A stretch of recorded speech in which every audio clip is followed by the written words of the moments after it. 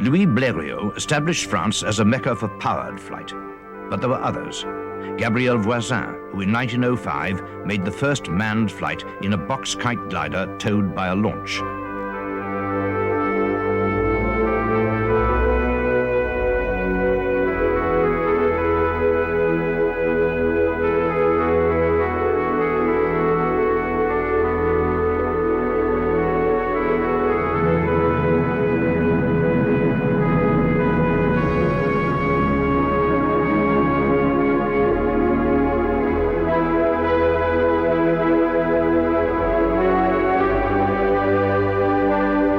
His brother, Charles, achieved the first powered flight from French soil soon after.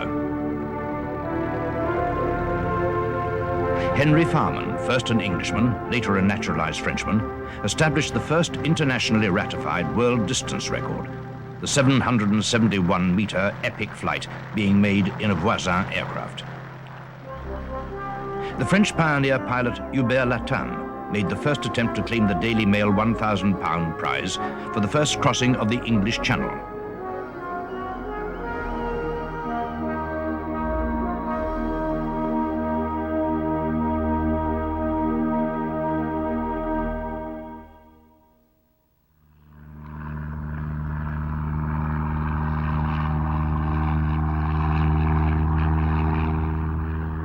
He failed.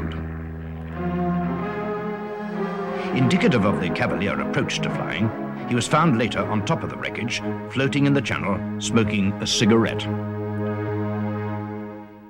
Although already injured himself, following a near-fatal crash at Orléans, 6 days later, Blériot left from Berrac, near Calais.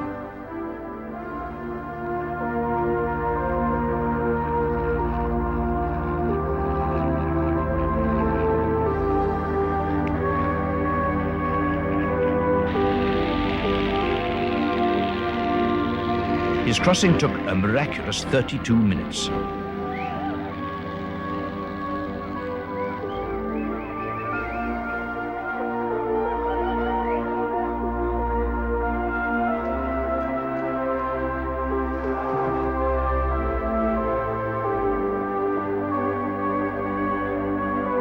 Although in Great Britain his reception was monumental, in France he became nothing less than an icon, and has to this day remained so.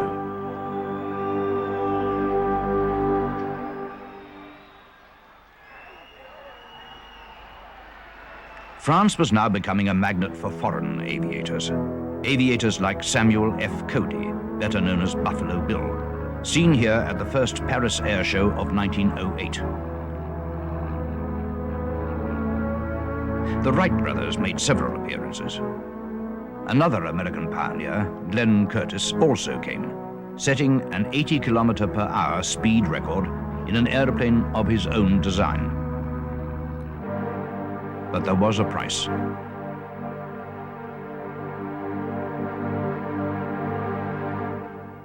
Marcel Lefebvre, pictured here, was the first victim. 3 weeks later, he would be dead after attempting a new altitude record. In 1910, Georges Chavez made the first successful crossing of the Alps in a Blériot monoplane, only to be killed in a crash landing at Domodossola, Italy. But the pioneering didn't stop. Louis Blériot continued to set speed records over the measured 10-kilometer courses. Henry Farman was to carry the first passengers in France. His prize, a crate of champagne. Later, Glenn Curtiss was to return and capture the altitude record of 3,100 kilometers, the elusive 10,000 feet. It was a time of great daring, not, as one might imagine, confined to men. Women also fought hard to make their own mark in aviation. Their contribution was crucial in the development of these early aircraft.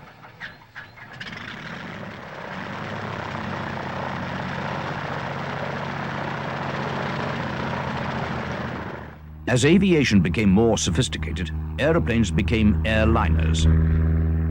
This is the world's first, with an individual door for each passenger. The pioneering spirit of the day brought the Aviation, a conventional bicycle with winged attachments, and the champion cyclist Poulain together. The attempt was intended to render the motor car useless.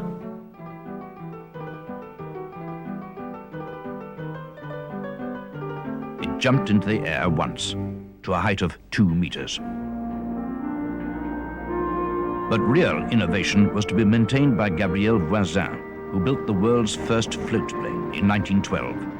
It flew from the river Seine, but was so underpowered that sustained flight was not possible.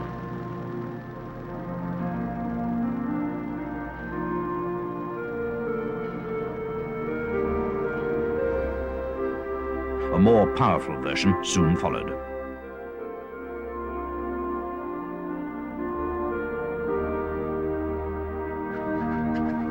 In the same year, 1912, Monaco, now the second home of French aviation, was the scene of the very first seaplane flight.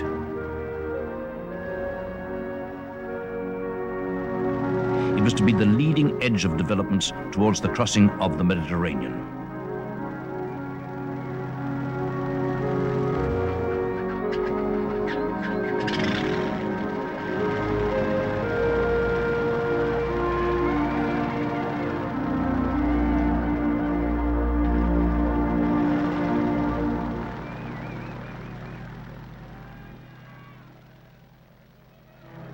Fly-by-wire was nothing new in Blériot's day.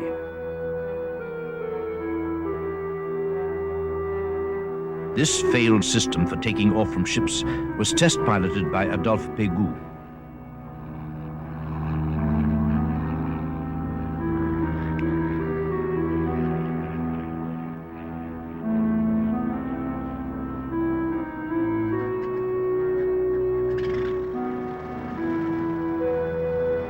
Pégoud was becoming a popular national figure, a status which soared as he made the world's first parachute jump from 300 meters out of an obviously expendable Blériot aircraft.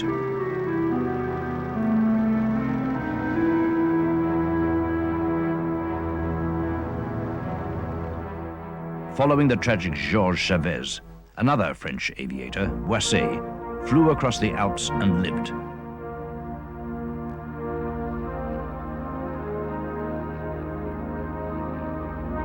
Landing at Domodossola to a rapturous reception.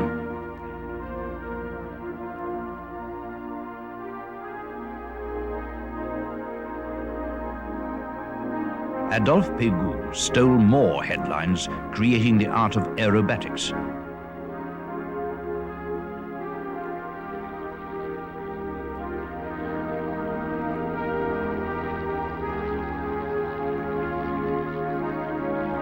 The crowds went wild as France dominated the skies.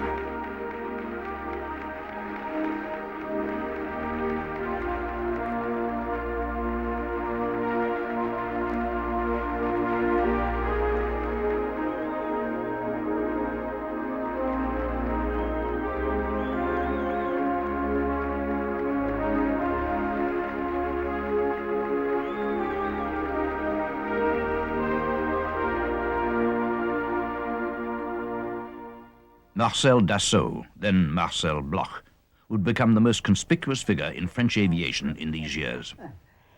One beautiful day, during recreation in the corridor of the school, I lifted my eyes to the sky and I saw Wilbur Wright and the Comte de Lambert pass over the Eiffel Tower for the first time.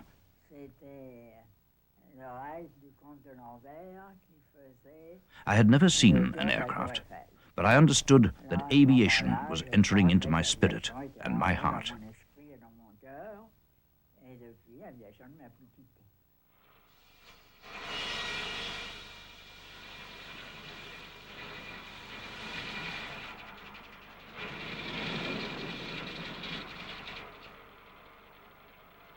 Bloch received his engineering diploma from the École d'électricité Breguet and immediately joined the École nationale supérieure de l'aéronautique. But 1914 arrived. Innocence was put to death, and aviation found its bitter reality.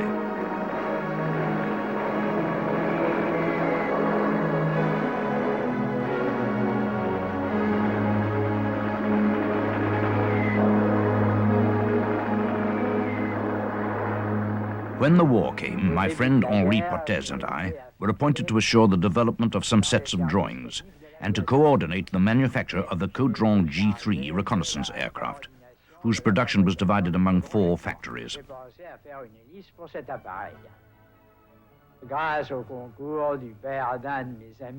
I then designed a propeller for the G3, improving its performance immensely. It was baptized the Éclair.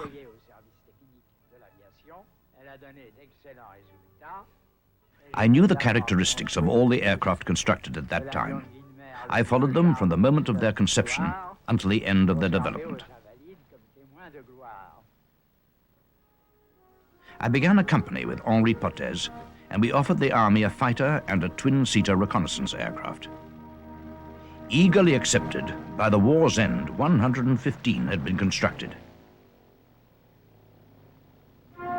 But as the war drew to a close, the production pace could not be kept up, and the industry hit a trough due to the market being flooded with cheap surplus aircraft.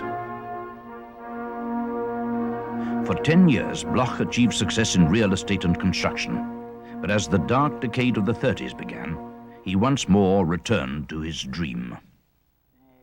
I embarked on a policy to re-equip the French Air Forces with modern material. I proposed the construction of a 3-engined all-metal postal craft, the MB-60. In 1931, I designed the MB-81 single-engined ambulance craft. It also had success in many different countries. By the mid-1930s, I was building large transport planes. The MB-160 4-engine transport flew for the first time in 1937. There were many derivatives, and ironically, it was the Germans who showed the most interest.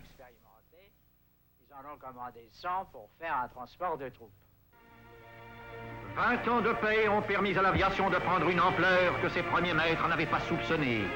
Les aérobus relient les capitales. Les océans sont journellement traversés d'un coup d'aile. Les records tombent après les records, car le progrès n'a pas de limite. La devise des hommes de l'air d'aujourd'hui est encore celle des pionniers de l'aviation. Toujours plus vite, toujours plus loin, toujours plus haut. Once again, Europe found itself at war, and France was to bear the brunt of the Nazi war machine. Their defense was spirited but hopeless. The Bloch fighters were underpowered and were picked off by the German Heinkels and Messerschmitts with such ease that it bordered upon contempt.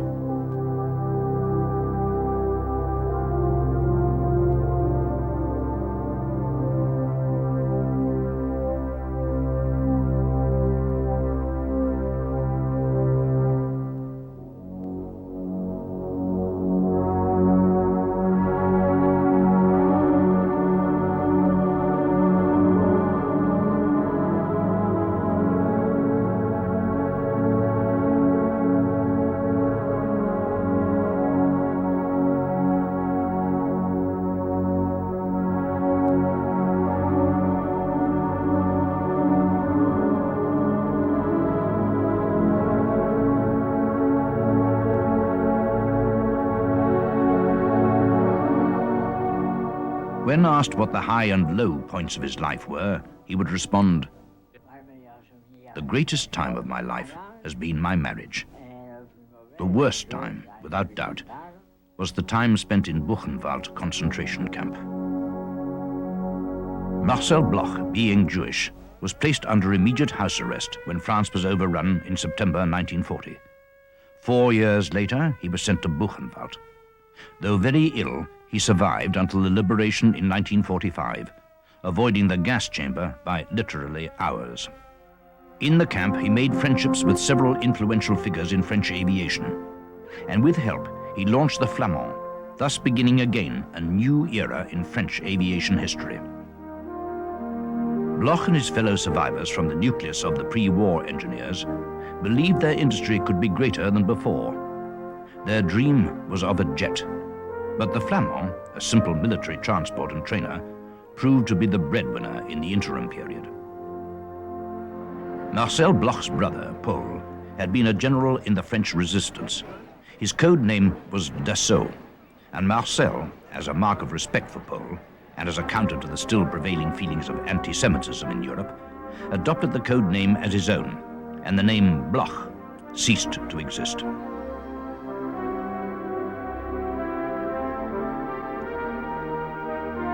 The first jet, the Ouragan, or Hurricane, was seen for the first time in 1949. Ironically, there was much German inspiration in its design, since some of the Nazi rocket technicians working with Dassault had been pinched from under the noses of the rest of the Allies during the chaos that followed the end of the war.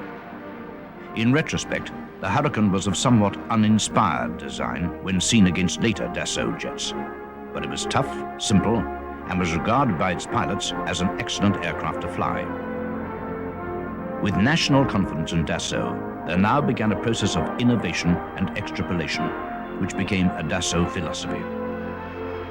The Hurricane needed higher performance to match the rival F-86 and the Soviet MiG-15. The Mystère became a quantum leap from the Hurricane. Not dissimilar in shape, the wing was swept back 30 degrees and its thickness reduced.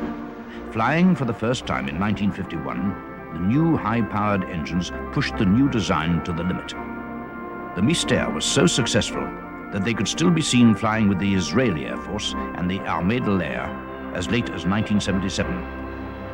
When the French Navy wanted a single-seater for their aircraft carriers, Clemenceau and Foch, Dassault gave them the Étendard, a phenomenal fighting machine which also broke the world speed record in 1958, flying at more than 1,000 kilometers an hour.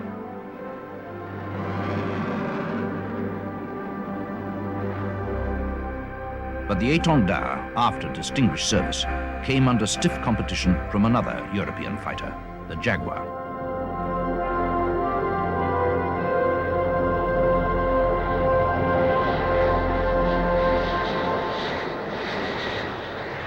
Completing trials in 1970, the Jaguar met with lukewarm reaction from test pilots, journalists, and naval experts alike.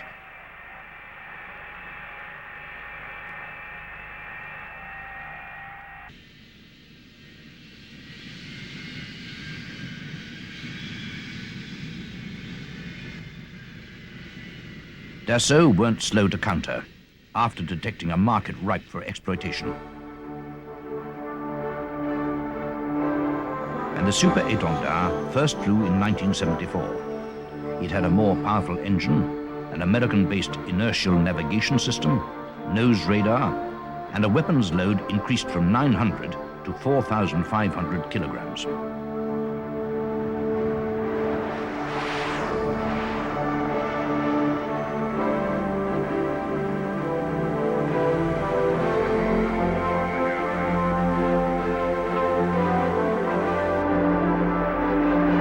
Which confirmed the aircraft's ability as the most highly developed taker of human life yet to have flown, was fought in the South Atlantic, disputing the sovereignty of the Falkland Islands.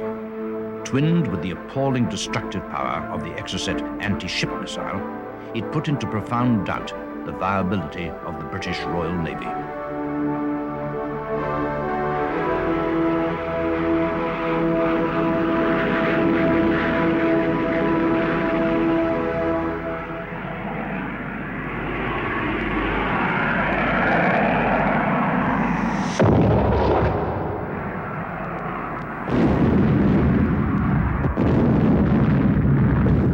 But Dassault's commitment to the protection of the oceans and coastlines is not limited to naval strike aircraft, and their naval power is augmented by the Atlantique, an anti-submarine long-range maritime patrol aircraft.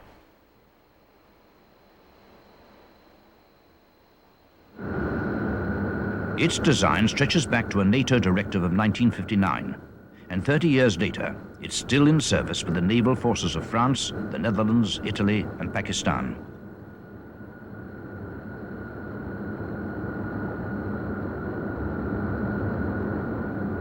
The secondary capabilities of this aircraft are astonishing. Its uninspiring looks belie classic Dassault pedigree. Together with maritime intelligence, the versatility of the Atlantique includes mine-laying, strike aircraft control, bombing, long-range surveillance, and maritime environmental protection, along with traditional search and rescue.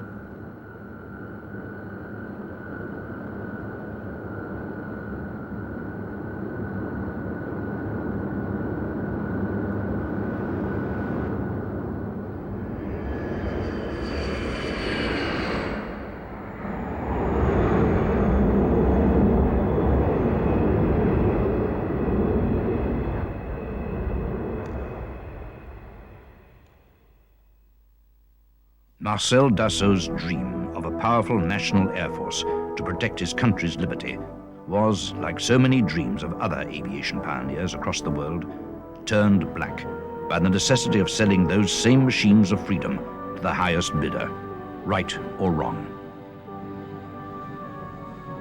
Along with the Mystère and the Étendard, another series of fighter aeroplanes had been developed, the most famous of which, the Mirage, had its roots also in the decade of the 50s.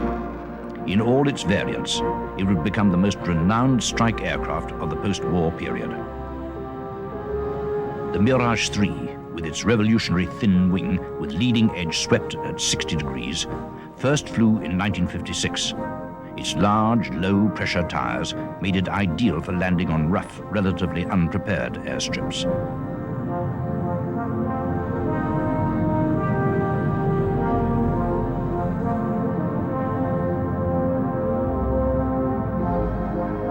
With its excellent weapons capability, combined with unprecedented performance, it was capable of interception at high altitudes, yet was equally efficient in a ground attack role.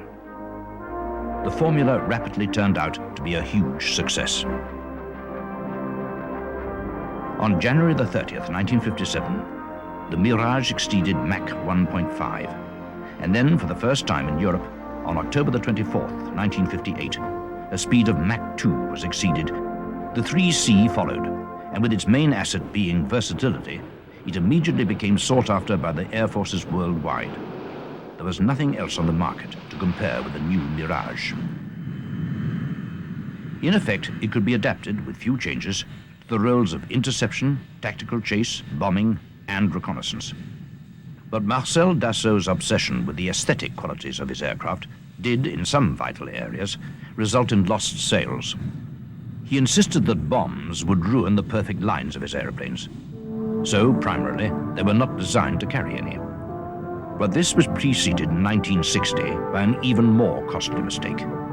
NATO had decided that a vertical short takeoff and landing aircraft would be needed as a tactical attack machine to replace the Fiat G91.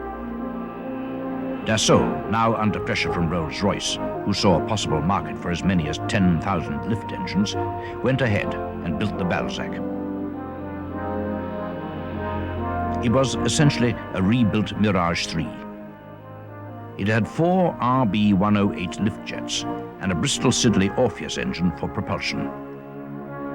It proved a disaster, crashing on 2 occasions with the loss of both pilots.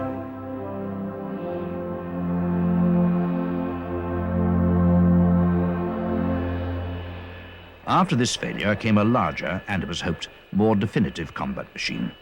It reached Mach 2.4, but the whole program was terminated by the end of 1966, after the loss of the second aircraft. The one consolation from this large-scale failure was that Dassault was, at least, left with larger versions of the Mirage 3. Whilst experimentation with vertical takeoff was being pursued, Dassault had been experimenting with the TF-106 engine, derived from an original Pratt & Whitney design. Placed on a Mirage cell, it became the Mirage 3T, which flew for the first time in June 1964. It soon metamorphosized into the Mirage F2, a long-range 2-seater fighter which kept the fuselage of the 3, but by contrast, the Delta wing was abandoned for a swept wing. But other Mirage variants retained the Delta design, and this is where Dassault's policy of extrapolation is seen best. Nothing was wasted that could be used again. The Mirage 3 original design was again boosted with more power, and became the 4, ordered not only by the French, but also by several foreign air forces.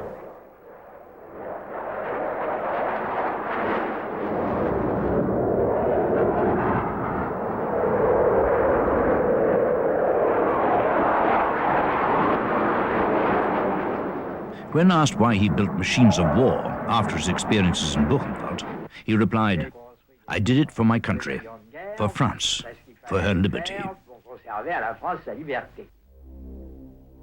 The civil aircraft market is traditionally more predictable than that of the military, and in 1955, Dassault began to look more closely at this market and made designs for the Mediterranean bizjet. But it wasn't until 1962 that a prototype was built in collaboration with Concorde builders Sud Aviation, now Aerospatiale.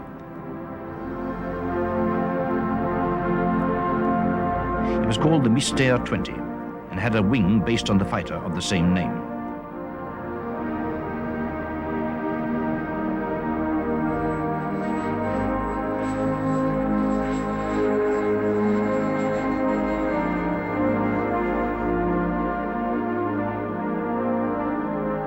Soon after its maiden flight, the legendary Charles Lindbergh visited the Bordeaux factory, flew the new plane, and immediately told Pan American that they had found the business jet that they were seeking. The incentive given by this most revered figure in world aviation spurred Dassault on to form the Falcon Jet Corporation in the USA, specifically to market the aircraft.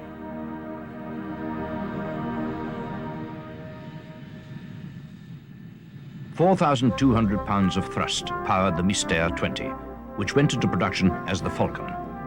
By the beginning of the 80s, sales had topped 500, with over half sold by the Special Marketing Organization.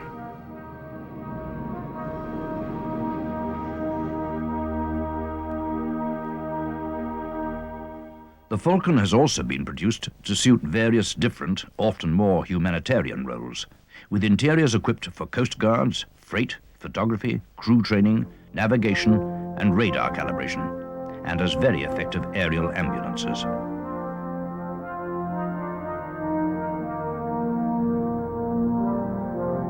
This typically multifaceted aircraft has given Marcel Dassault a sense of achievement independent of the quantum leaps achieved in European fighter technology.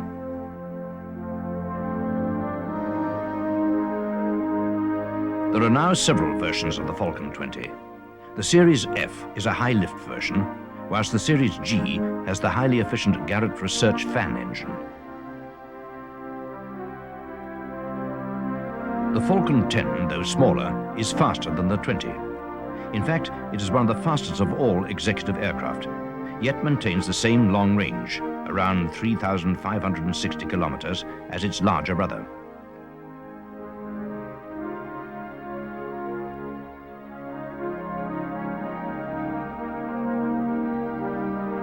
The Falcon 50 was rolled out, with the intention of flying coast to coast across America, or from America to mainland Europe. Even from the beginning of flight development, it exceeded expectations.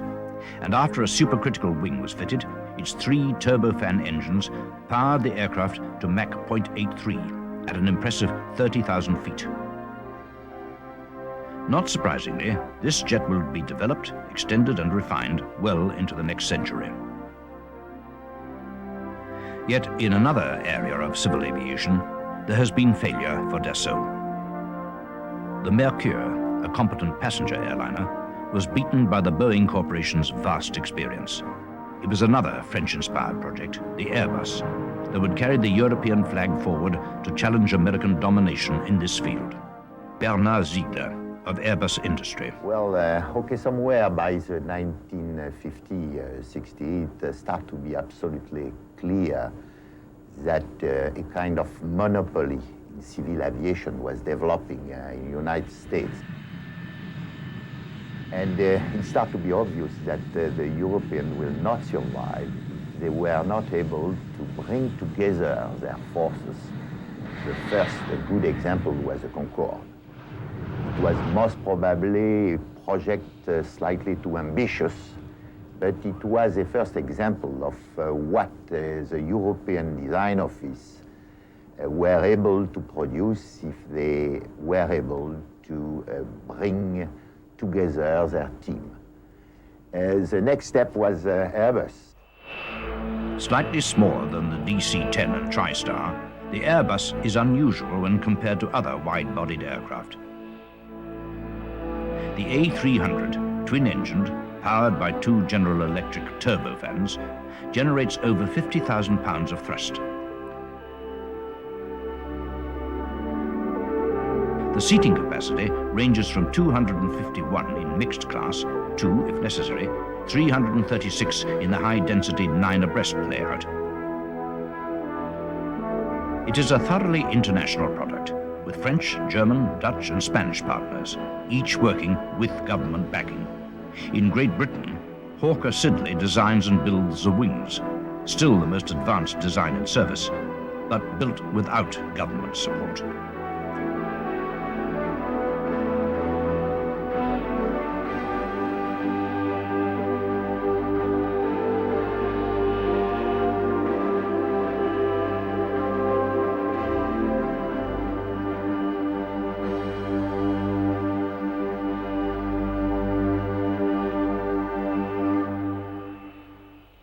Airbus industry and its partners have led the way with many airliner firsts since 1974, when the A300 entered service. Because there was no way to compete with Boeing if we were not able to offer something new to the customer.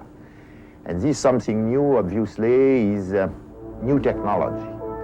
The first step was the wide-body twin, which is the first Airbus, which took off in 1972. And from that point, step by step, we have bring the digital technology in the aircraft, the two-crew cockpit. The first two-crew wide-body cockpit was an Airbus. We have also bring to the market new airfoil.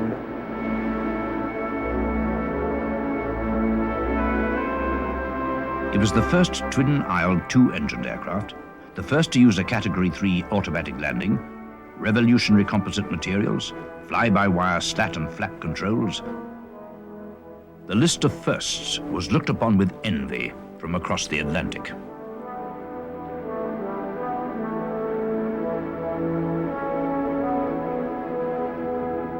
An absurd-looking but immensely powerful aeroplane, the Guppy, developed from Boeing's Stratocruiser, is used to ferry parts back and forth between Toulouse and Hamburg.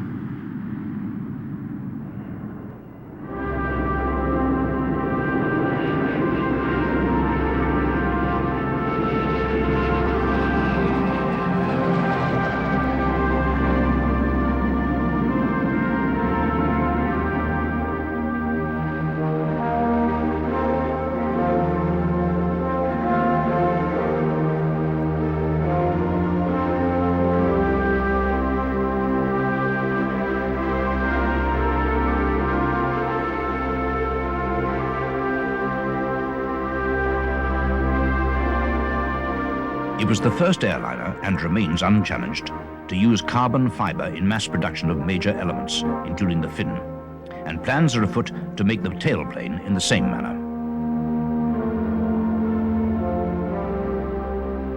Once constructed, the basic elements are flown back to Toulouse under their own power, where seats, trim, insulation, and interior fittings are installed.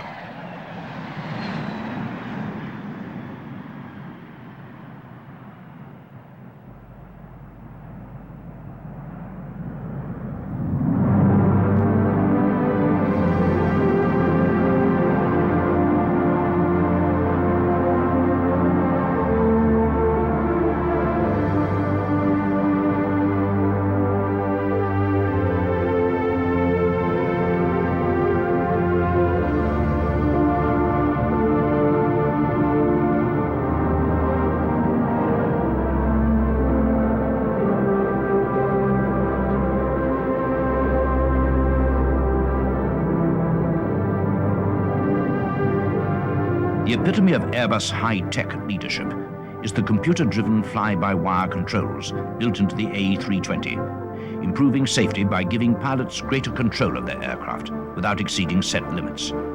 It protects against stalling, excess speed, and damage that would result by excessive stress during unreasonable maneuvers. The television-like displays reduced the number of separate instruments, creating a more efficient flight deck. The family continues to grow, and the 62 airlines who have bought the aircraft are a testament to its achievement. The future possibilities are boundless. Just the fact that Airbus was there to offer this alternative have motivated those people also to improve their product. And I believe that it has been extremely good for everybody, not only for sure for Europe, which gives a reasonable chance for Europe to manufacture aircraft for the civil market, but also for the US industry, because the competition is always good to improve the product, to better match the need of the market.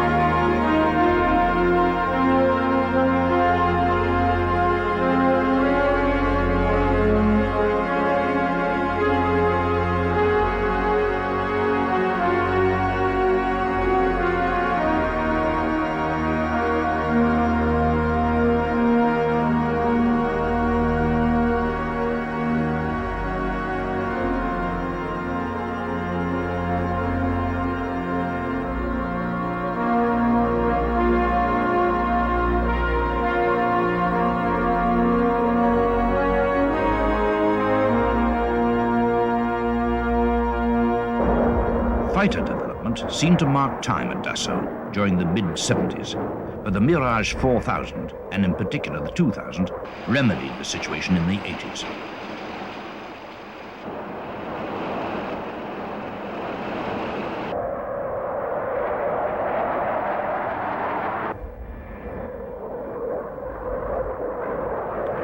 Mirage development continues apace. But now there is a new Dassault aircraft that seems destined to supersede all previous development.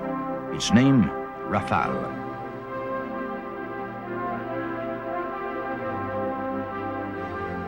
This experimental aircraft first flew in July 1986, launching Dassault into an entirely new era of development.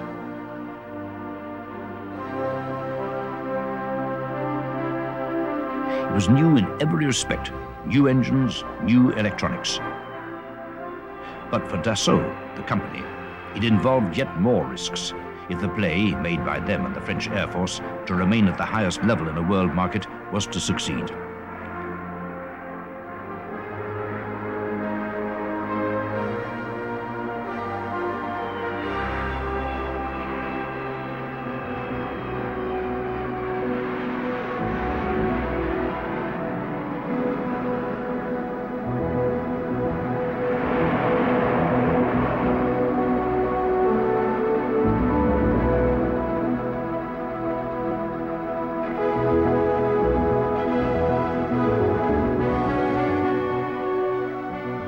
The first flight was accomplished only 27 months after work started, and by just its sixth flight, it attained a speed of Mach 1.8.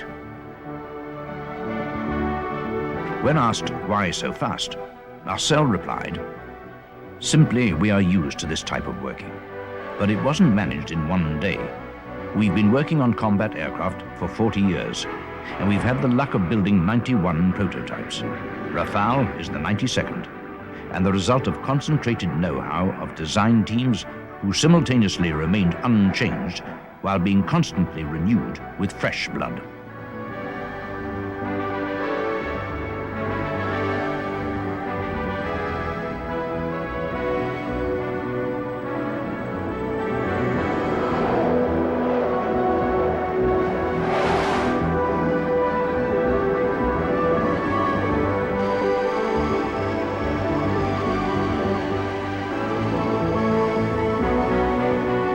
Rafale is an incredibly self-contained arms system that maximizes the use of new technologies.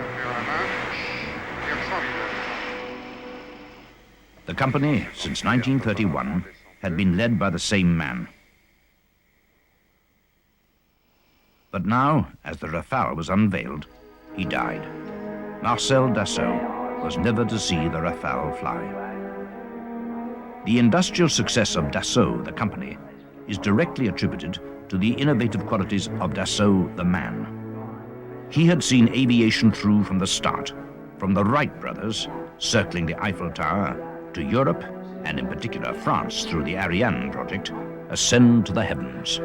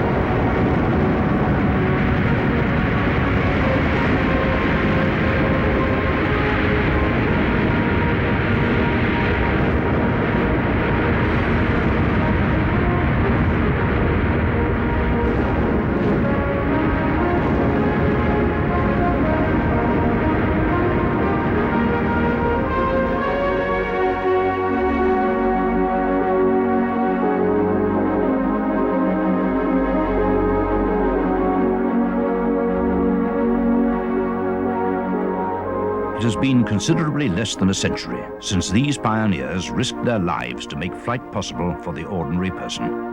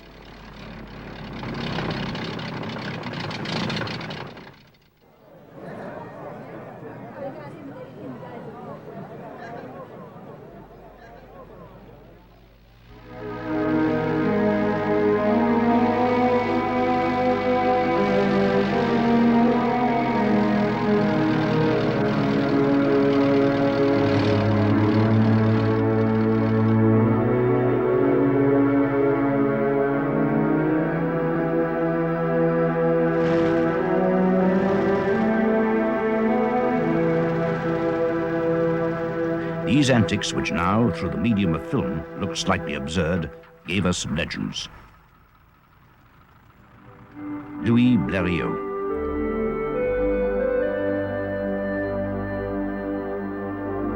The brothers Voisin.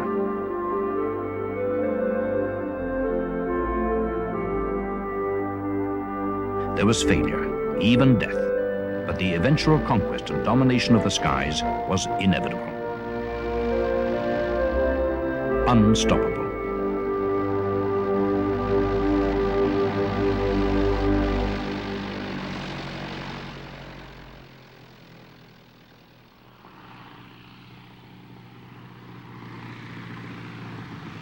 No one man understood this more completely than Marcel Dassault, and no one worked harder to achieve his vision of pushing the human race beyond the limitations envisaged at the turn of the century.